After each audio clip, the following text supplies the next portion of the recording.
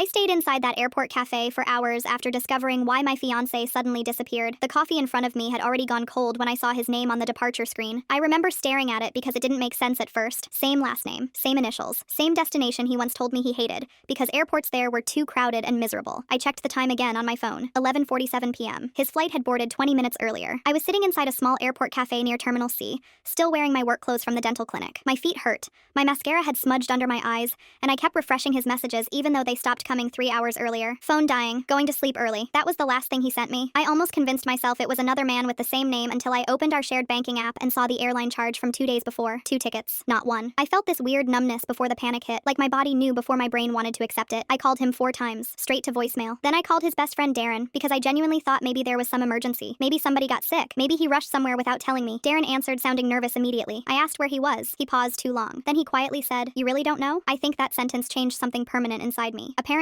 almost everybody around me knew he'd been seeing someone else for months. Not casually either. A real relationship, trips together, weekend hotel stays, dinners with mutual friends who apparently didn't want to get involved. I asked Darren who she was. He told me she worked with him at the architecture firm downtown. 24 years old, recently moved from Vancouver. He said he thought my fiancé had already told me because they'd supposedly been figuring things out. Figuring what out? We were 5 months from getting married. I left the cafe and walked through the terminal in circles because I couldn't think straight. Families were sleeping on benches. Cleaning crews pushed loud carts across the floor. Somewhere nearby, a baby kept crying nonstop. Everything felt strangely normal while my entire life was collapsing in public. I finally sat near a charging station and went through old photos on my phone like I was searching for evidence of my own stupidity. There were signs. He stopped touching me much around February. He became protective over his phone after years of leaving it everywhere. He suddenly cared about going to the gym before work. He criticized little things about me constantly near the end. My eating habits, my schedule, my laugh during movies. I kept adjusting myself, trying to get back to the version of me he used to love. That part embarrasses me the most now. Around 1:30 in the morning, he finally texted. "I was going to tell you when I got back. Not sorry, not confused, just annoyed I found out early." I asked if he loved her. He responded, "It's complicated." I actually laughed out loud sitting there alone. A tired, ugly laugh that made a woman nearby glance over at me. Nothing about it felt complicated anymore. He came back 4 days later. By then, I had already packed half his clothes into garbage bags and moved them beside the apartment door. I barely recognized him when he walked inside. Not because he looked different, but because he looked relieved. That hurt worse than the cheating. Relieved the lying was over. Relieved he didn't have to pretend anymore. He told me he still cared about me deeply. He said he never meant for this to happen. He cried while talking, but not enough to stop defending himself. Apparently, he felt trapped by our routines. Apparently, he didn't know how to leave without destroying me. The truth is, he destroyed me anyway. I moved out 6 weeks later into a studio apartment above a laundromat. Every night smells faintly like detergent and heat from the dryers downstairs. Sometimes I still wake up expecting him beside me. Sometimes I still almost text him when something funny happens. Last week, I found one of my earrings in the pocket of an old jacket he forgot behind. I sat on my kitchen floor holding it longer than I should have. Not because I wanted him back, just because I missed the version of my life that existed before that airport screen showed me where he was really going.